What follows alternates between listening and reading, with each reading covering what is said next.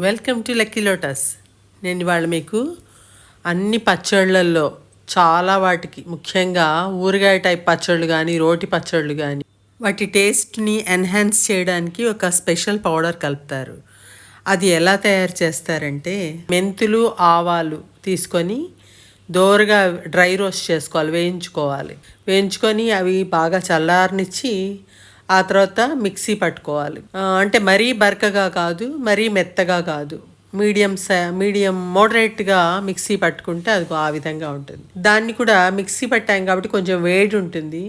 ఆ వేడి చల్లారనిచ్చి దాన్ని ఒక సీసాలోకి పోసుకొని మూత పెట్టుకొని అలా ఉంచుకుంటే చాలా రోజులు నిలవ ఉంటుంది.